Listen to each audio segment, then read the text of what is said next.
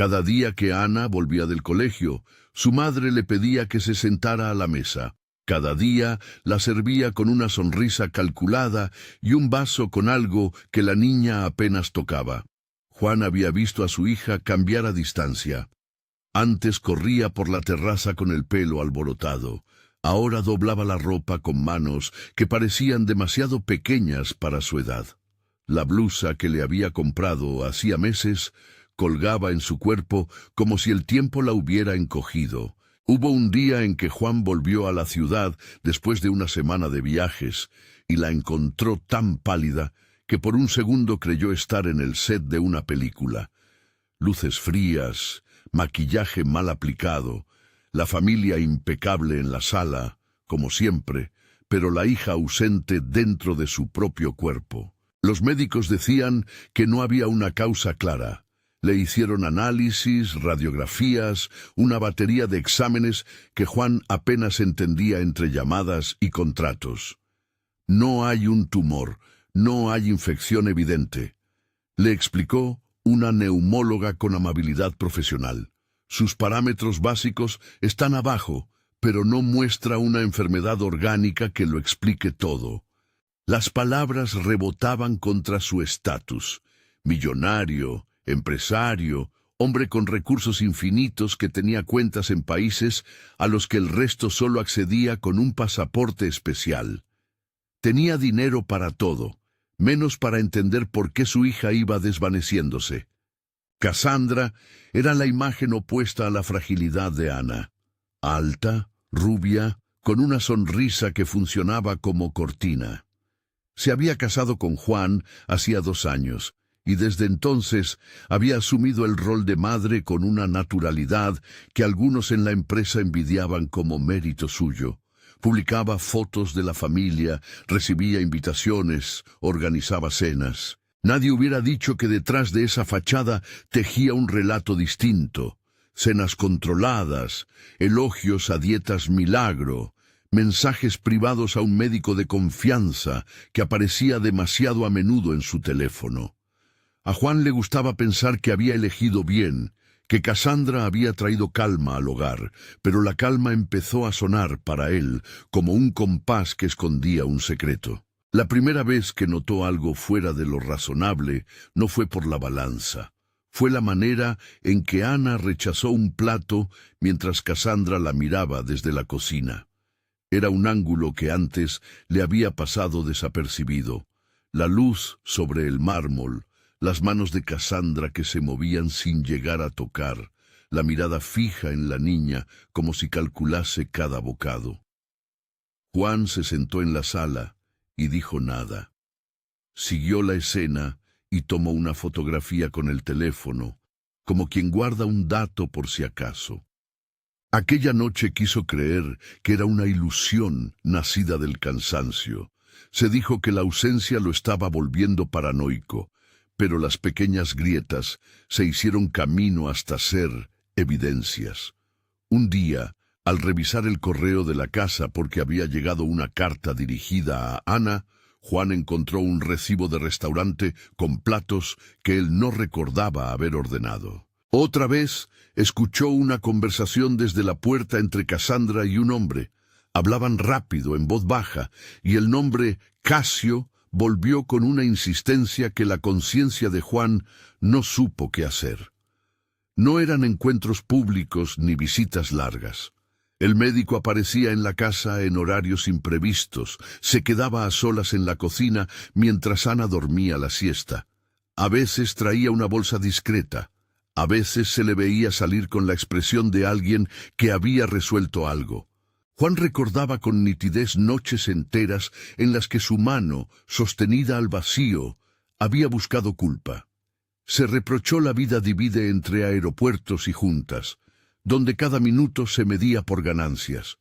¿Por qué no había notado antes que la niña se escondía detrás de la sábana, que no pedía golosinas, que sus amigas comentaban su silencio en los recreos? El dinero había comprado muchas cosas, pero no había comprado tiempo. Ese vacío lo mordía por dentro. Se preguntaba si, en su intento de proteger una reputación, Había cedido la protección material de su hija a una mujer que manejaba su afecto como una moneda de cambio. La relación entre Cassandra y Ana parecía ante el resto ideal. Lecturas en voz alta, excursiones a la librería, selfies con filtros rosados. Pero la intimidad que Juan observaba desde lejos tenía sombras.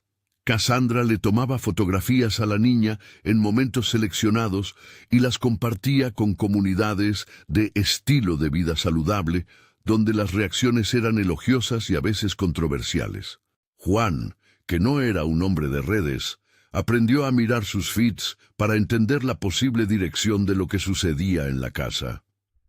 Entre comentarios y likes, halló mensajes privados donde alguien felicitaba a Cassandra por conseguir resultados rápidos. Hubo una cuenta anónima que la llamaba Inspiración. A Juan aquello le sonó a otra moneda de cambio, admiración pública por prácticas privadas que no parecían inocentes. El primer médico que les avisó de una alerta emocional sugirió terapia familiar. A veces los niños reaccionan al estrés con pérdida de apetito, dijo. Hubo una consulta con una psicóloga infantil que escuchó a Ana con paciencia.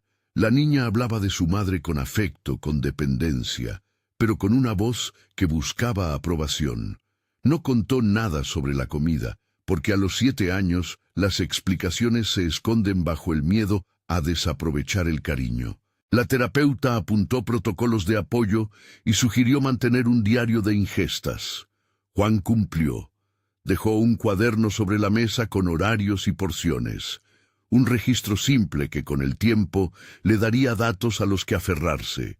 Las noches se volvieron un campo de observación. Juan empezó a quedarse en casa más de lo que su agenda dictaba.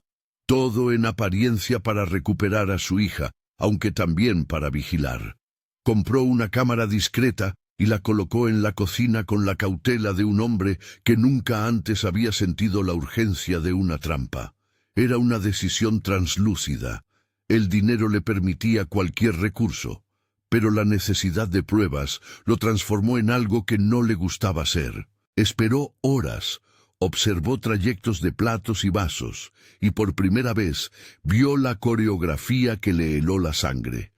Cassandra servía algo en un vaso que Ana tomaba casi sin mirar.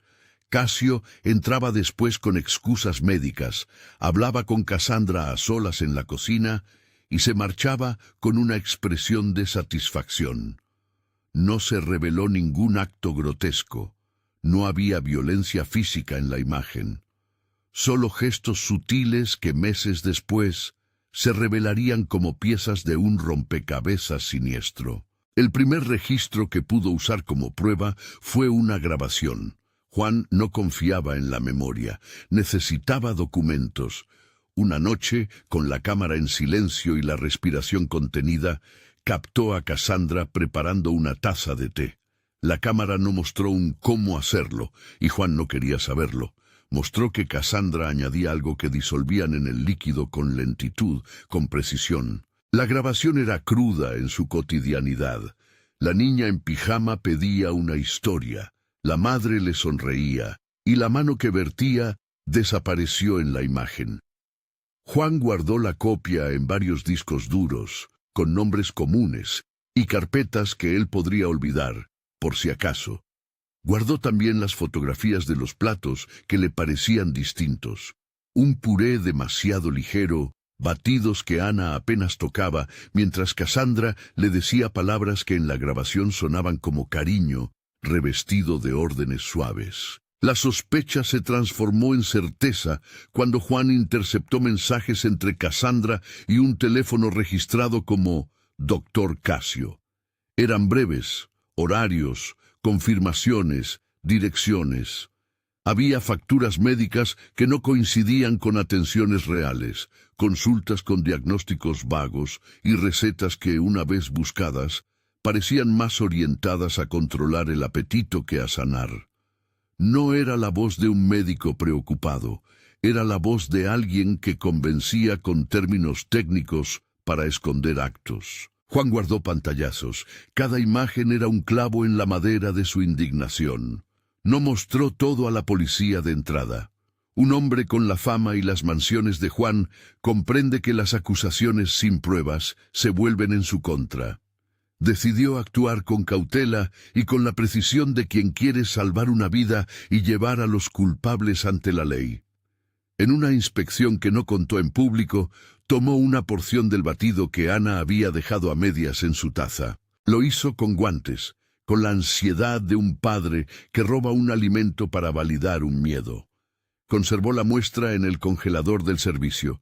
La foto del envase y la hora quedaron grabadas en su teléfono. Sentía que cruzaba una línea que su estatus había evitado muchas veces: convertirse en detective dentro de su propia casa. El laboratorio privado al que acudió fue uno de los mejores de la ciudad. No quería dejar el resultado al azar ni a la opinión de alguien que pudiera ser comprado. Pidió un examen toxicológico y marcó la muestra como confidencial.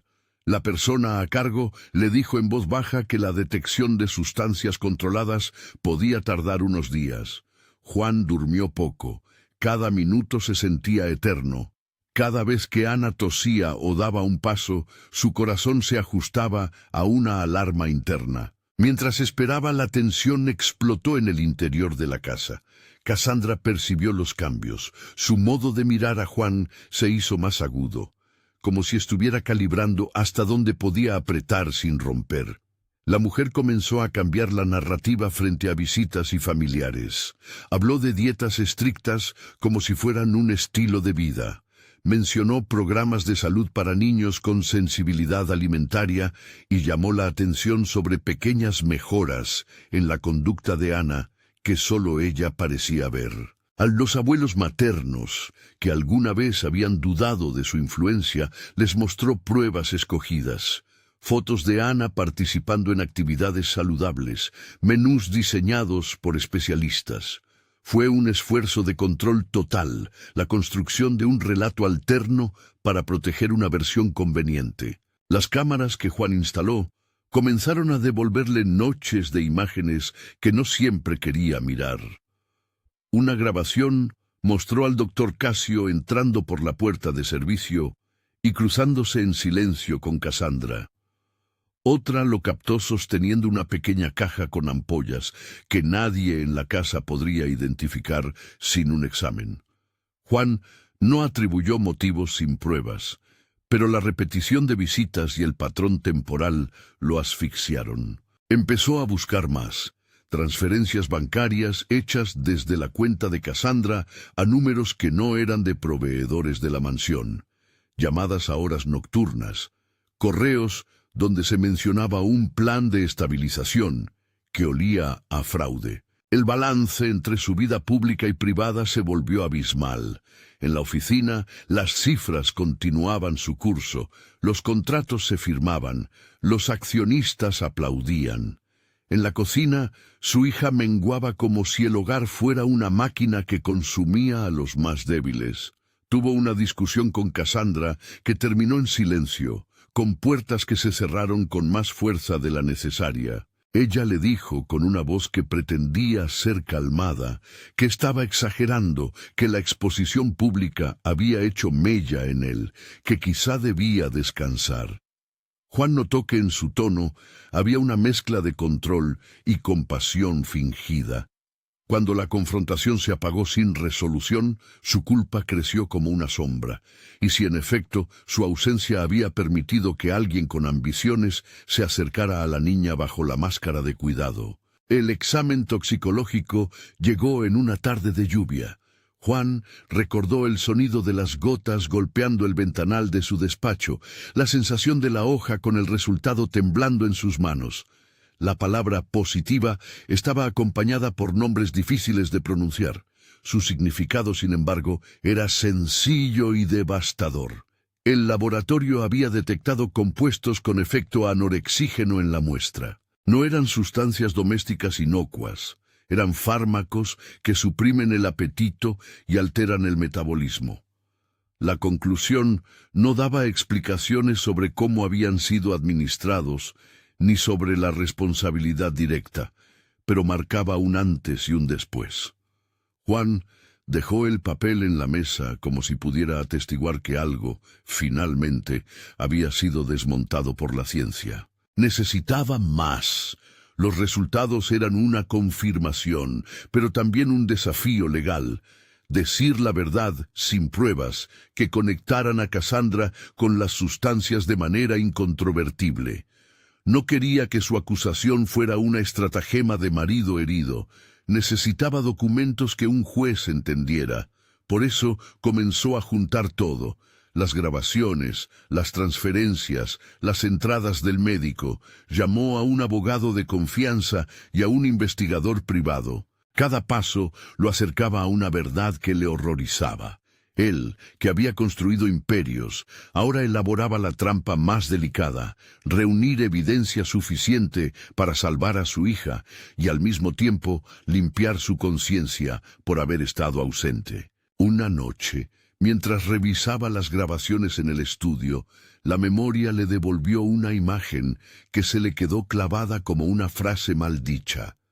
Volvió a verla en cámara lenta: Cassandra inclinándose sobre Ana, con la luz de la estufa reflejada en el rostro, hablando en voz baja. No eran acciones grotescas, no había una escena que cualquiera pudiera nombrar como delito. Sin embargo, esa familiaridad de la violencia, la manipulación lenta y diaria, era una forma de daño que empobrecía a la niña. Juan se preguntó si un hombre puede llevar toda la culpa de su familia por haber preferido sistemas y números a las pequeñas rutinas del hogar. Quizá la pregunta era demasiado cómoda. Quería creer que su dinero compraba protección, pero la protección real no se compra, se vive. La mañana en que decidió confrontar, volvió antes de lo esperado. No fue un acto impulsivo ni calculado con astucia extrema.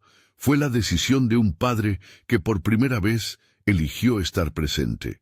Entró por la puerta principal y la casa lo recibió con su olor de siempre: madera pulida, notas de perfume caro, café reciente. Cassandra apareció en el umbral con una toalla alrededor del cabello, la sonrisa entrenada. Ana jugaba en la sala con una muñeca, y por un segundo el cuadro entero pareció casi normal. Juan observó la escena con los ojos que había aprendido a usar para negociar contratos, pero esta vez estaba negociando una verdad íntima. Se acercó a la mesa y vio el vaso de Ana, un líquido semitransparente, poco color, con un brillo que recordó a las imágenes de la grabación. Cassandra le ofreció explicaciones rápidas. «Es solo un té, Juan. Para la digestión le sentó bien». Juan fingió aplauso por la explicación. Notó la forma en que Cassandra apartó la taza con la mano que había aprendido a esconder, y esa mano se le quedó en la memoria como prueba. Él habló con calma. Ella respondió con seguridad. Nadie en la casa, ni siquiera los abuelos que se habían distanciado, sospechaba aún lo que él ya había visto en silencio. Juan contuvo la boca. No gritó. Por ahora. Había un plan: confrontar con evidencia, no con rabia. Había otra intención encendida y fría que lo empujaba a esperar el instante exacto para exponer todo frente a terceros. Quería salvar a la hija sin destruir la casa entera, si eso era posible. Pero la posibilidad era frágil. Mientras tanto, guardó el resultado del laboratorio en su chaqueta como quien guarda un arma que no quiere usar. El papel hablaba de sustancias anorexígenas.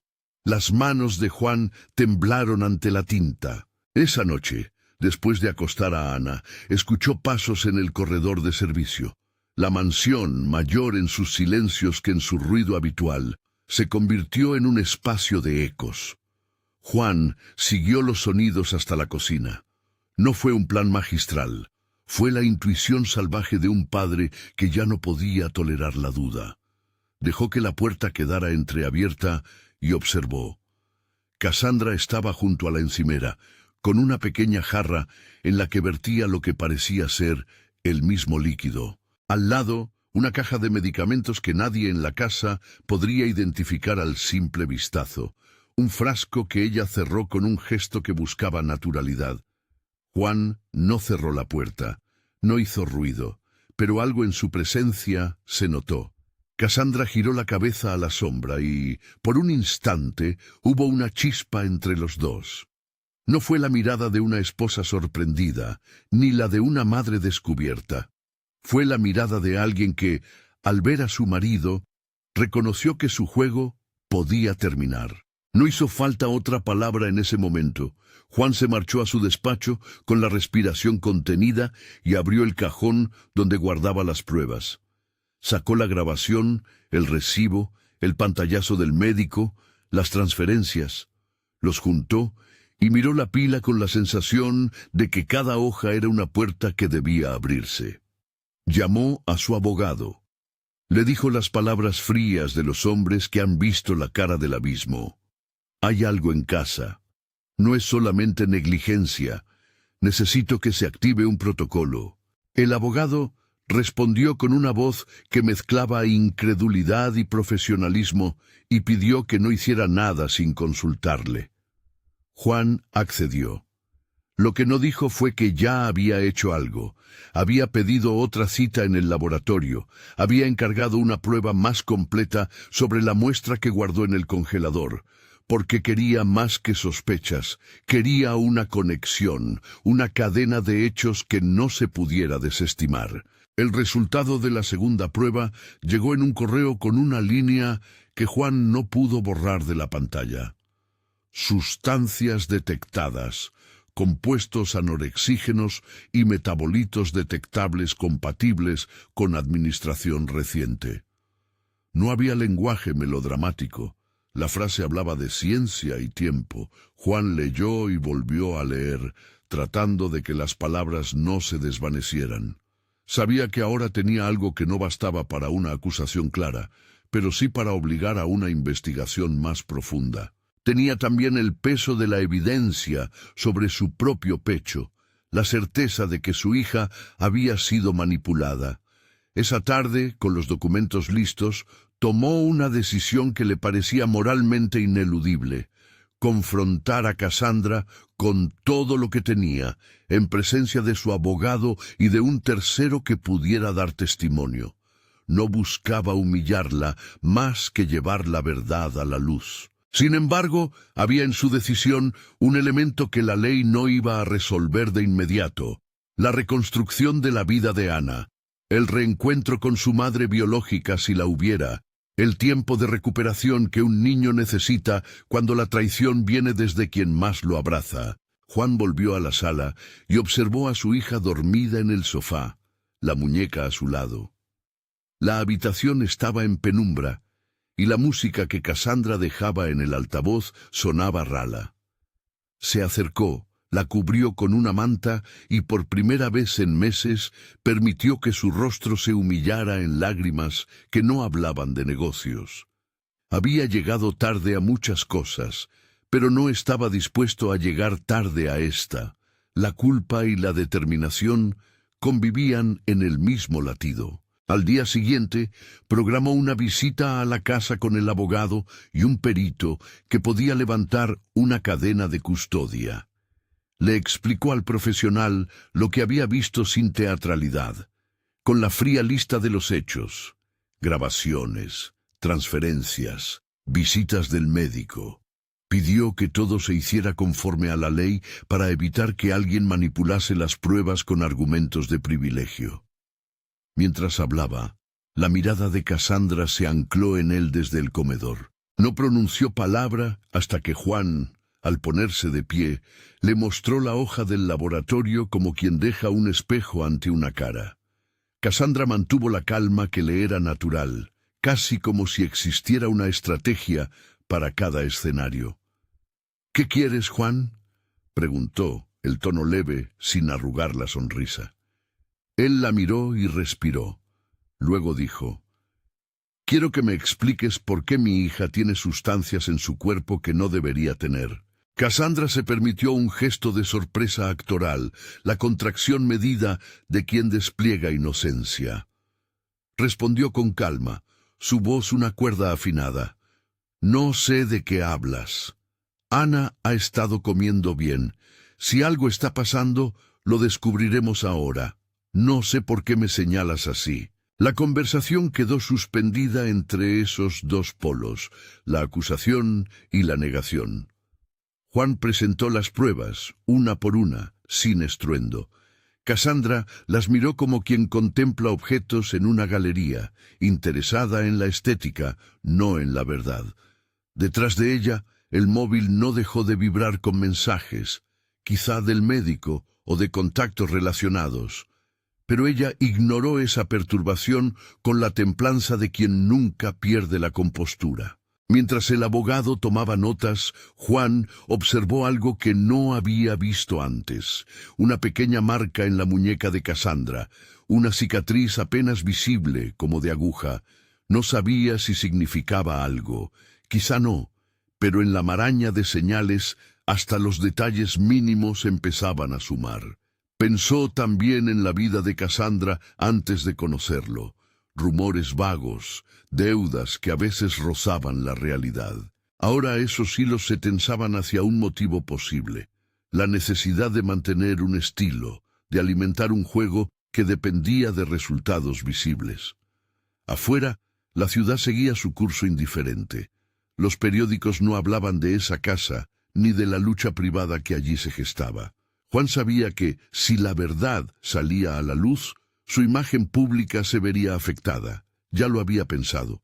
Pero algo en su conciencia, que antes se acomodaba a los balances, ahora le exigía actuar. La protección de su hija le importaba más que la exposición. Llamó a su jefe de seguridad. «Refuerza las cámaras. No permitas que nadie tire nada del basurero hasta que lo revisemos». No era paranoia. Era la lógica de quien ha visto cómo los detalles pueden desaparecer en un instante. Cassandra, por su parte, no perdió la compostura. En la cena dijo palabras sobre cuidado y bienestar, y se permitió gestos de ternura con la niña que a Juan le parecían ensayados. Hubo miradas que el resto de la casa no leyó. Un correo que Cassandra contestó con un todo bajo control y un número de transferencia que sonaba a pago por silencio. Juan guardó la información en la memoria como si fuera una cuenta que cerrar. La acumulación de pequeños hechos le daba la certeza de que había una red de complicidades. El punto de quiebre llegó cuando el perito le mostró una imagen tomada con la cámara oculta, donde claramente se veía a Casio entrando por la puerta lateral y descender al sótano de servicio. En la grabación, aunque el movimiento era discreto, se percibía la frecuencia y la familiaridad del hombre con la casa. No era un visitante casual. Al mismo tiempo, la grabación del salón mostraba a Cassandra llevando a Ana el batido con la misma cadencia que Juan recordaba. La combinación, expuesta en una pantalla grande, dejó a los presentes en un silencio espeso. «Esto no es suficiente para un juicio», dijo el abogado con cautela, «pero sí es suficiente para una orden de protección temporal y para iniciar una investigación formal». La palabra «orden» tuvo un corte seco en la sala. Cassandra no pareció desesperarse. Resolvió su rostro en tranquilidad medida. Juan sintió cómo su mundo se tensaba hacia el momento en que tendría que elegir entre dos acciones: ir a la policía en ese mismo instante o preparar una acción que dejara menos espacio a maniobras. Sabía que la prensa podía devorar reputaciones. También sabía que la ley necesita tiempo. No le gustaba la idea de arriesgar a Ana a una exposición mediática, pero tampoco podía permitir que siguiera en esa casa. La discusión en el comedor fue larga, sin la teatralidad de un juicio público. Cassandra habló de conspiraciones, de exnovios despechados que querían desestabilizarla, de gente que buscaba sacar provecho de su vida. Juan la miró, buscando en sus palabras cualquier fisura. Cassandra no mostró arrepentimiento, mostró prevención. Él vio en ese acto el dibujo de una persona que había aprendido a manipular situaciones, pero la certeza legal aún era un camino que debía recorrerse con sensatez. Esa noche, Después de que todos se hubieran ido a dormir, Juan volvió a la cocina. Abrió el congelador del servicio y sacó la muestra que había guardado semanas atrás. La sostuvo contra la luz y vio un líquido helado con partículas que se movían en su interior. Lo miró como quien inspecciona una reliquia que contiene el crimen. Era solo un indicio, un rastro, pero los indicios, cuando se juntan, pueden delinear un crimen. Juan se dio cuenta de algo que ya lo había rondado. Su hija no necesitaba héroes perfectos ni infalibles. Necesitaba un padre presente. Estaba dispuesto finalmente a hacerlo. Al día siguiente, decidió regresar por unas horas a la ciudad. No lo hizo por la oficina. Lo hizo para ver en carne y hueso lo que su esposa haría frente a la posibilidad de ser descubierta. Llegó sin avisar, con el pretexto de una reunión. Abrió la puerta de la cocina y entró en un mundo que parecía diseñado para el público. Encimeras brillantes, flores frescas, un menú del día cuidadosamente dispuesto. Cassandra lo vio, y por un instante sus ojos revelaron algo que no era cálculo ni amor. Era sorpresa, la sorpresa de quien no esperaba que el juego se le deslizara de las manos. Juan se detuvo junto a la mesa, miró a Ana, que hoy comía una sopa ligera, y respiró. Fue entonces cuando la vio. Cassandra, con la naturalidad ensayada de siempre, acercó una pequeña cuchara a la boca de la niña y, sin que nadie notara, dejó caer algo en el contenido. Juan lo vio con la claridad de quien recupera un fragmento perdido de memoria. No gritó, no se abalanzó. Por un momento, la casa quedó suspendida en la respiración de los tres. Él entendió que si actuaba exageradamente, podría destruir más cosas que la culpabilidad ya había dañado. Si no actuaba, podría perder a su hija en un proceso que nadie podría revertir fácilmente. Guardó silenciosamente la fotografía que acababa de tomar con su teléfono y sintió en la punta de los dedos el peso de la decisión.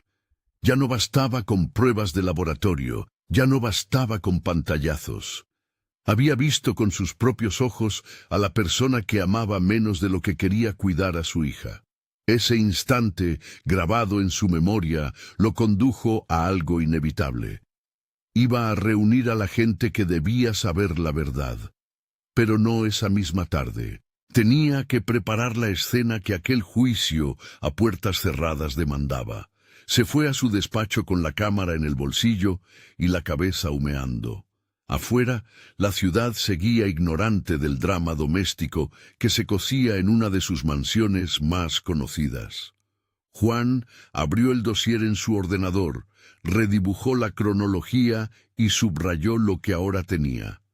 Grabaciones, transferencias, visitas y la foto reciente que demostraba lo que nadie podía negar. Su pulso se aceleró. La determinación le dio un punto de calma. Si había que destruir una mentira, lo haría con las herramientas del orden. Pruebas, testigos, pericias. No quería sangre, quería justicia. Esa noche, mientras Ana dormía, Juan escribió un mensaje breve a su abogado. Mañana te presento todo. Necesito que actúes rápido. Protege a la niña. Apagó el móvil y por primera vez en mucho tiempo se permitió imaginar un futuro donde las formas sencillas de la vida, una sopa, una risa, un brazo que protege, volvieran a tener sentido. No fue un pensamiento grandioso, fue una posibilidad diminuta y concreta. Cerró los ojos y se prometió que haría todo lo necesario para encontrarla. El correo del laboratorio llegó a su bandeja a media tarde del día siguiente. No era una sorpresa, ya esperaba el resultado. Pero cuando abrió la línea con el informe ampliado, sintió un frío que no era solo por el dato médico. El informe relataba la presencia reiterada, en muestras probadas, en momentos diferentes, de compuestos que coincidían con fármacos anorexígenos. El lenguaje técnico hablaba de metabolitos y tiempos de administración. La conclusión era clara. Las sustancias habían estado en el organismo en fechas alineadas con las visitas del médico y con las escenas grabadas. Juan leyó la letra una vez más y dejó el documento sobre la mesa. Miró la fotografía de Ana durmiendo en el sofá y pensó en la lectura que Cassandra le daba cada noche. ¿Cuándo se había vuelto ese acto de amor una coartada para el daño? La pregunta era simple, pero su respuesta requería una acción que todavía no había trazado del todo. Desde la ventana de su despacho, la ciudad parecía un tablero ordenado. Juan juntó las piezas, llamó a su abogado y pidió que se iniciara una petición formal para retirar a Ana temporalmente del entorno actual mientras se investigaba. No lo dijo en palabras grandilocuentes, lo habló con la misma voz con la que se firma un contrato importante, firme, sin duda, consciente del peso. Cassandra, al enterarse de la maniobra, palideció, pero sonrió con esa media sonrisa que no delata nada. Ella sabía que eso era solo el inicio. Juan también. Antes de acostarse esa noche, Juan pasó por la habitación de Ana. La niña dormía con la muñeca en brazos. La respiración apenas moviendo la manta sobre su pecho. Juan se quedó un rato en la puerta, sin hacer ruido, observando esa fragilidad que había venido a ocupar todo su mundo. No era la fragilidad de la debilidad física solamente, era la fragilidad de la confianza rota. Se agachó, dejó un beso en la frente de Ana y por primera vez en meses no miró el reloj para calcular la próxima reunión. Cerró la puerta con cuidado y tomó el teléfono para escribir al abogado. Antes de seguir, quiero pedirte algo rápido. Si esta historia te impacta, escribe «¿Cómo pudo?» en los comentarios. No para que yo lo sepa, sino para que aquí, en este espacio, exista el eco de quienes no creen que el daño pueda venir envuelto en cariño. Al día siguiente se activaron las medidas que Juan y su abogado habían planificado en voz baja. No fueron autos blindados ni escenas grandilocuentes. Fueron llamadas al juzgado, una audiencia breve donde un juez, con la documentación en la mano, firmó una orden de protección temporal. Los servicios sociales se presentaron para evaluar de inmediato el entorno de la niña. Todo se hizo con la discreción que exigía el caso. Ana debía salir de la casa sin escándalos, sin periodistas, sin la sobreactuación de quienes solo querían ver el drama como espectáculo. Cassandra actuó como si fuera una ofendida. Sus palabras fueron un acorde de indignación contenida. Habló de persecución, de un marido obsesionado, de una campaña para destruirla. Sus aliados, los abuelos maternos y algunos conocidos que preferían creer el brillo de las redes, la acompañaban en llamadas y mensajes. Ante sus ojos, Juan se convirtió en la amenaza. Ella consiguió, por un momento, convertir la preocupación en venganza mediática sutil. Pero la ley tenía ahora una excusa para entrar donde el cariño ya no bastaba: la protección de una menor. Los servicios sociales llevaron a Ana a un lugar seguro. Primero a una unidad temporal de protección infantil, luego a una casa de un familiar de confianza que no tenía vínculo directo con Cassandra. Fue un traslado breve, sin dramatismos que pudieran asustarla más. Ana había aprendido a observar antes que a preguntar. Se aferró a su muñeca y a la mano de quien la acompañó, sin entender mucho de papeles o de órdenes. Para ella, la incomodidad más grande era la ausencia de la rutina.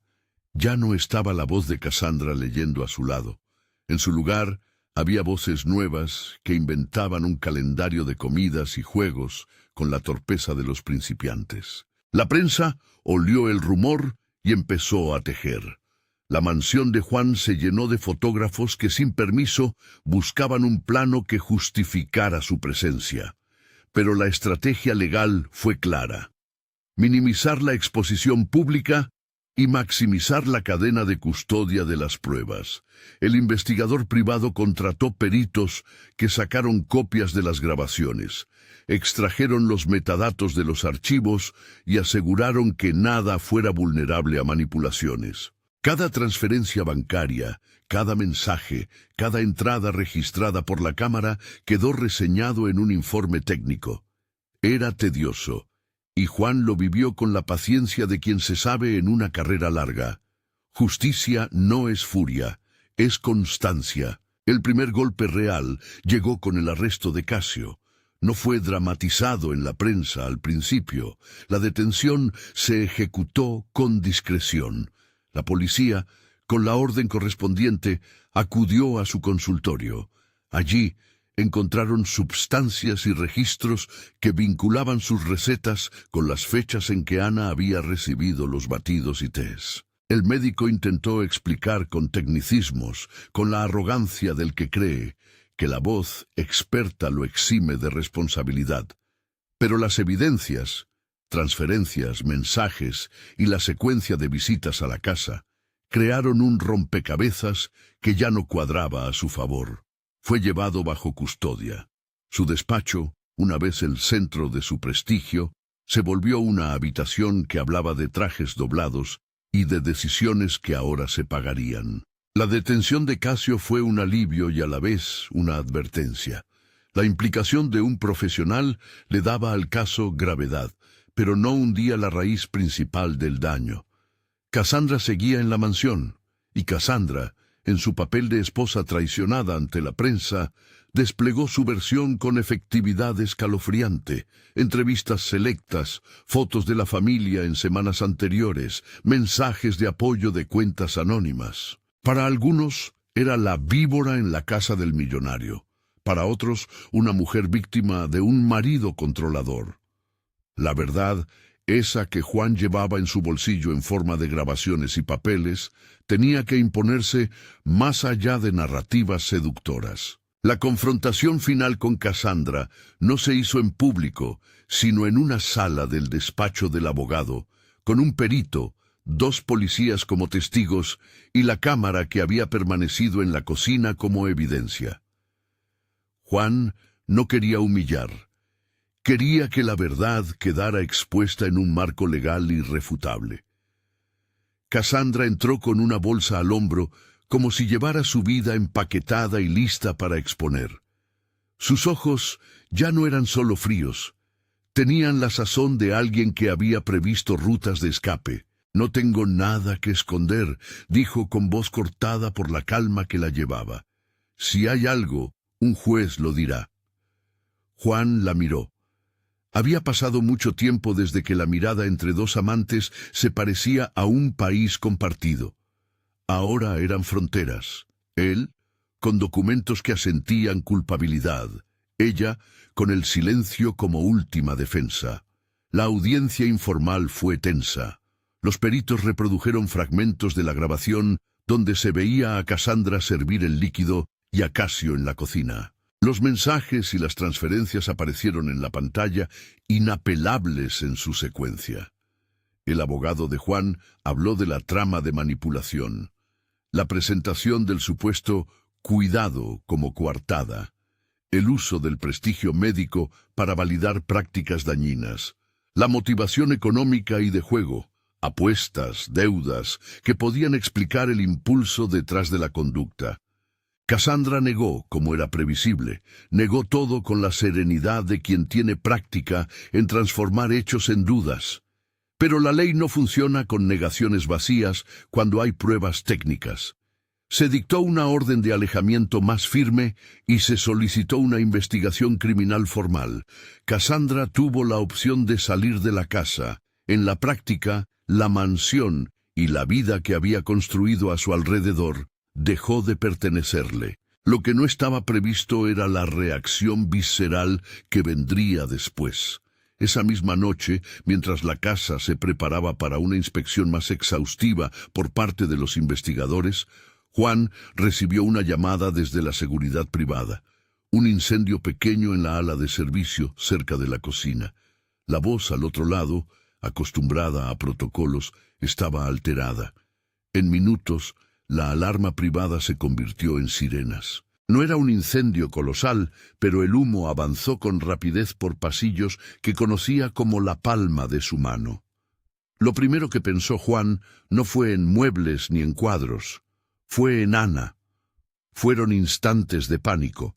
Su hija ya no estaba en esa casa, pero instintivamente sintió que algo se quemaba también dentro suyo. Los bomberos llegaron con rapidez. En el caos, algunos empleados correrían a revisar las cámaras y notaron algo que hizo que Juan fuera convocado a la mansión. En una grabación del sistema de seguridad se vio a Cassandra entrar en la cocina con una manta y salir con ella segundos después. Las imágenes no mostraban con claridad intenciones, pero sí movimientos que a muchos les parecieron raros. Una alarma interior que se disparaba, ventanas abiertas, humo que salía por una puerta lateral. Algunos testigos hablaron de humo denso y de la prisa de la mujer por salir de la propiedad en el coche de servicio. Otros aseguraron que la vieron en el límite de la propiedad, inmersa en una conversación tensa con alguien que no alcanzaron a identificar. La policía, con la hipótesis de un incendio intencional, inició una nueva línea de investigación. Juan llegó a la casa cuando los bomberos aún trabajaban en apagar rescoldos y en ventilar las habitaciones.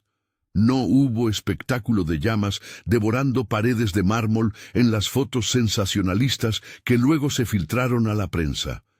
Hubo humo, yeso ennegrecido en sectores de la cocina y una mezcla de polvo de extintor con algo que olía a algo igualmente imposible de ignorar, a determinación. Para Juan, la sensación fue doble, la ira contenida por el daño y un temor crudo. Cassandra no estaba en la casa. En su lugar, una habitación con la ventana abierta y una toalla quemada en el fregadero. Las cámaras habían registrado los pasos de los bomberos. No habían mostrado a Cassandra saliendo en dirección a la puerta principal. Luego la policía halló algo más inquietante. En los archivos de la seguridad, una grabación de la salida de servicio mostraba el coche de la familia, partiendo en la madrugada con una mujer cubierta por una sudadera, el rostro oculto. No se veía claramente, pero la figura se inclinaba hacia el asiento del copiloto con un gesto que podría ser de alguien que se cubre el llanto o de quien prepara una huida. No todas las preguntas encontraron respuesta de inmediato.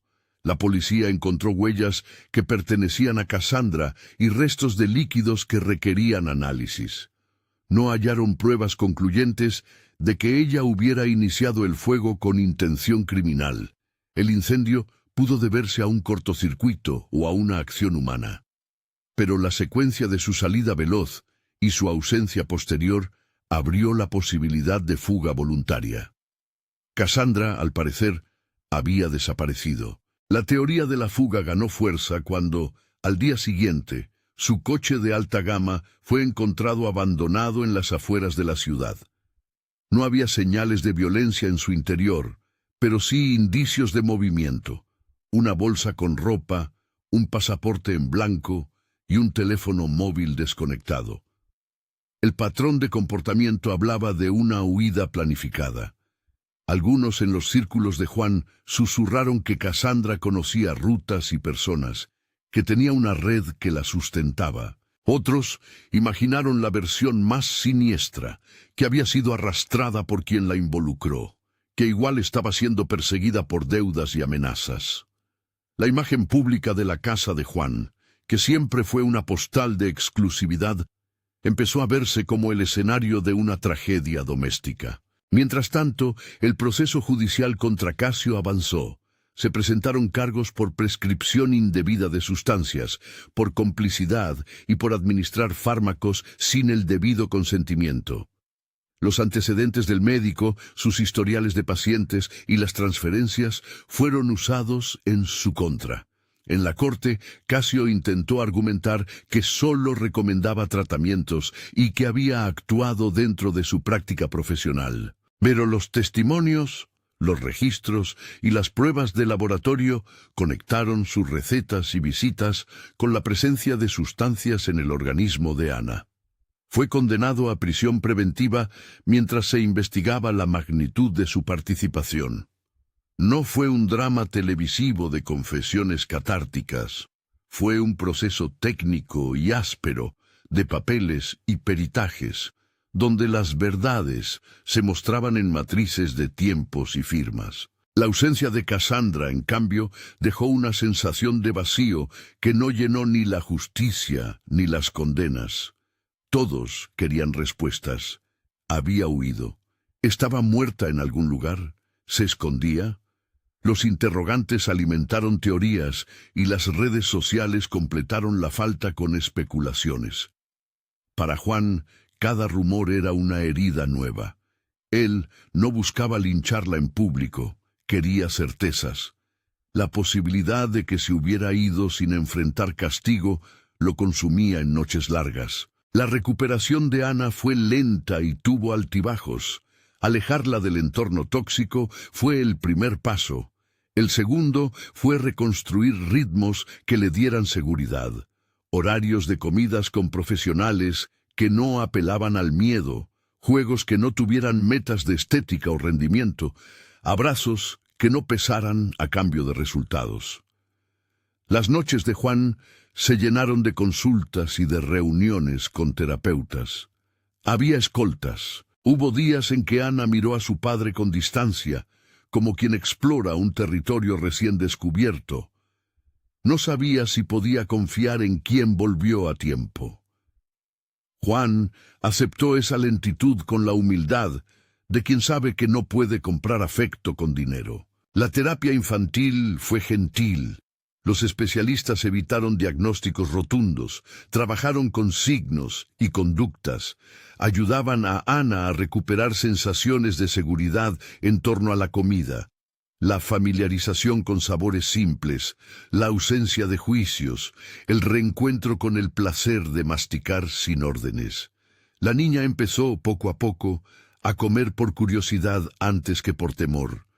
En la escuela, algunas compañeras la rodearon con preguntas, otras con silencios. Algunos profesores, informados por el equipo social, manejaron la situación con tacto, evitaron exponerla y permitieron que los retornos a la normalidad fueran graduales. En lo público, el caso derivó en un procedimiento penal largo contra Casio.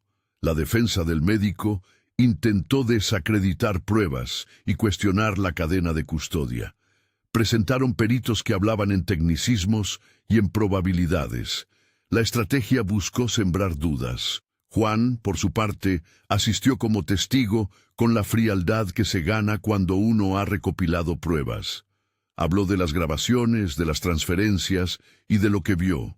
Al hacerlo, notó que su voz no temblaba por el tribunal, sino por las noches en que su hija se despertaba asustada. No quería justicia por venganza, quería un proceso que invalidara la naturalización de un abuso tan cotidiano.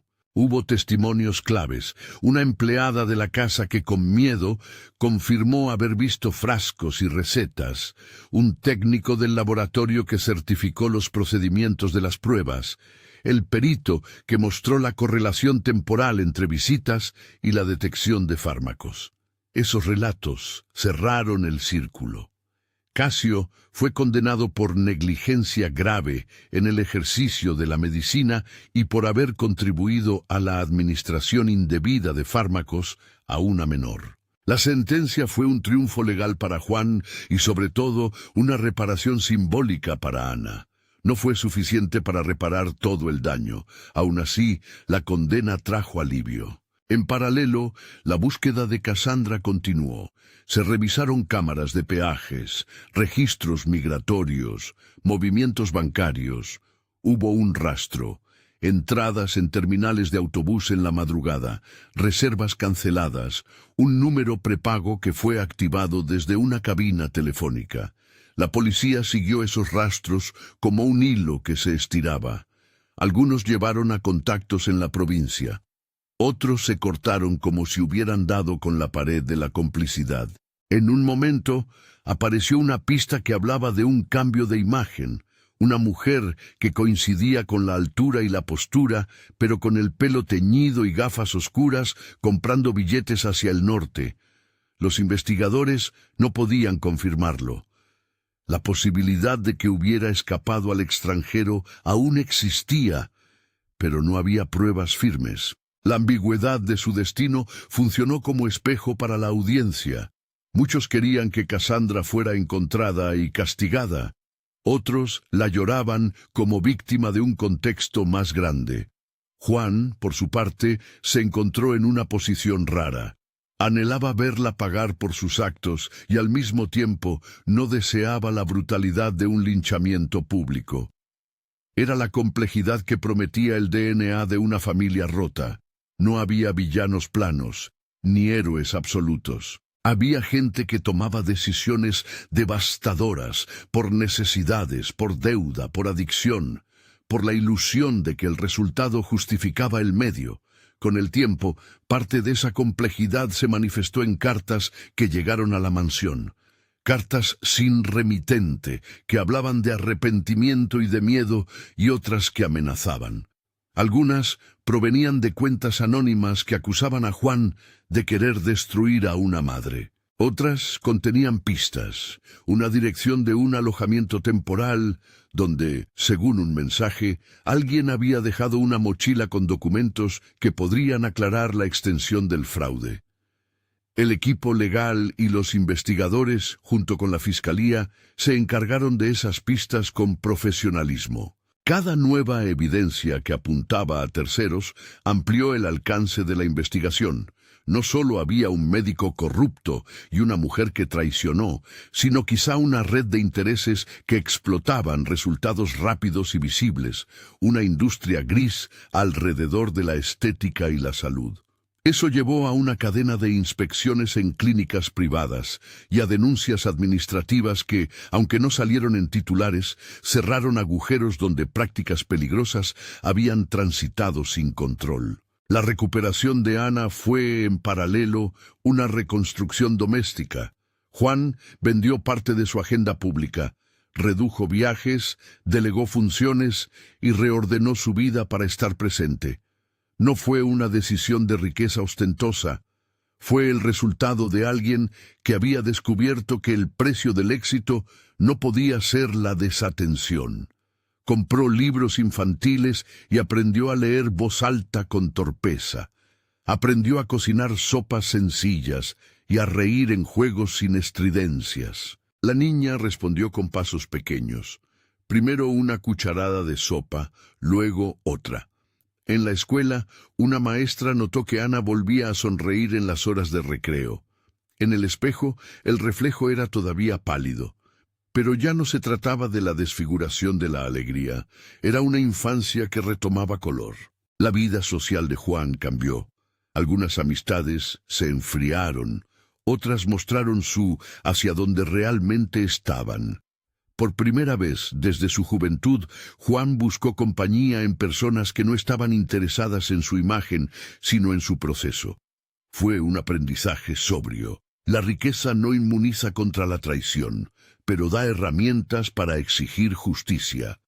Aún así, el dinero no era la lección central, era la presencia. Los meses pasaron y el juicio a Casio terminó con condena. La sentencia fue justa en términos legales y permitió que la fiscalía remitiera al tribunal documentos que conectaban al médico con prácticas irregulares más allá del caso de Ana. En paralelo, la búsqueda de Cassandra no se cerró. Hubo reportes de avistamientos, cartas con pistas, y al final, la que habría sido su desaparición se mantuvo como un enigma. La fiscalía llegó a un punto donde tuvo que admitir que, si bien el caso contra Casio estaba cerrado, la responsabilidad penal directa de Cassandra requería su localización.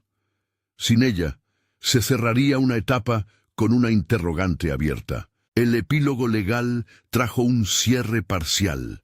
Casio en prisión, sanciones administrativas a clínicas cómplices, declaraciones de instituciones médicas sobre revisiones éticas y una sensación general de que algo alrededor de la industria había sido expuesto. Para Ana, el cierre vino en forma de referencias, una maestra que anotó en su cuaderno progreso estable, un terapeuta que valoró la mejora en la relación con el padre. No todo estaba resuelto. La recuperación se mediría en años. Pero había una línea que no se cruzaba. El hogar ya no era un lugar de manipulación. En privado, Juan afrontó su culpabilidad. No buscó absolución en palabras ajenas, buscó en cambio acciones. Habló en pequeños círculos sobre la importancia de la presencia en la crianza.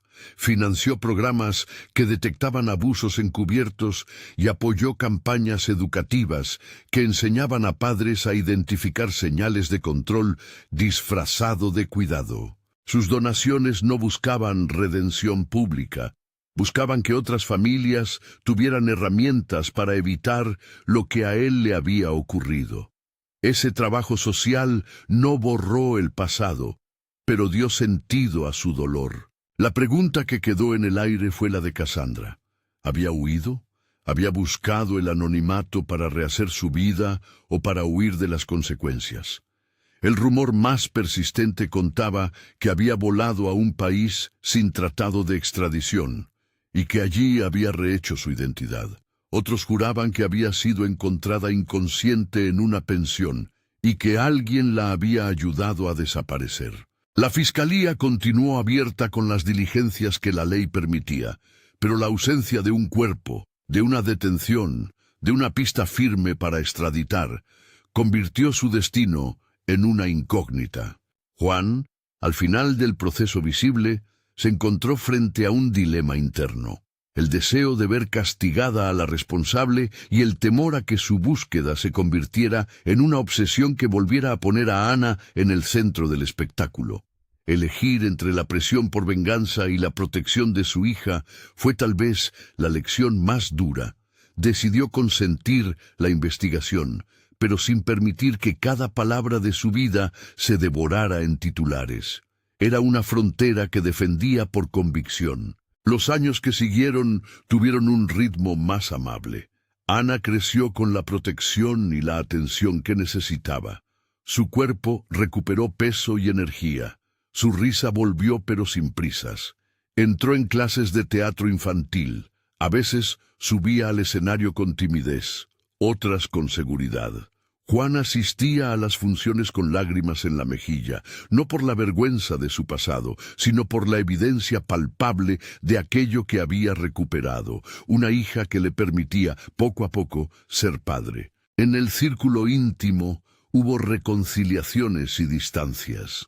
Algunos que habían apoyado a Cassandra se apartaron. Otros pidieron perdón por no haber visto señales. Esos gestos no compensaban la traición, pero mostraban que la red social también podía cambiar.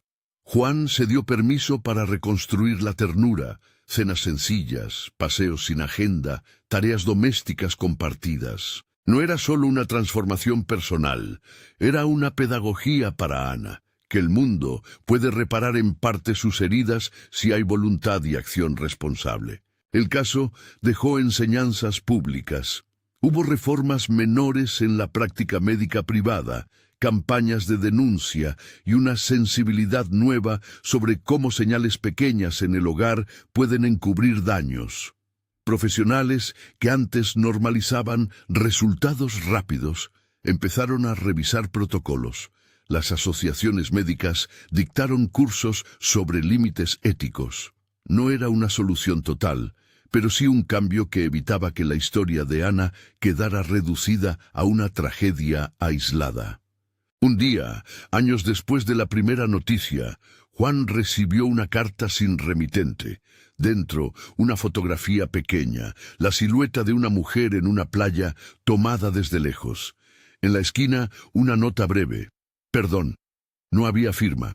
La fotografía pudo ser de Cassandra o no. Podía ser un montaje que alguien hacía para jugar con el pasado. La ambigüedad volvió a prender un fuego frío en Juan. Leer esa palabra, perdón, no aliviaba ni confirmaba nada. Era un gesto que podía ser sincero o una provocación. En casa, Ana observó la foto sin entender la carga que llevaba.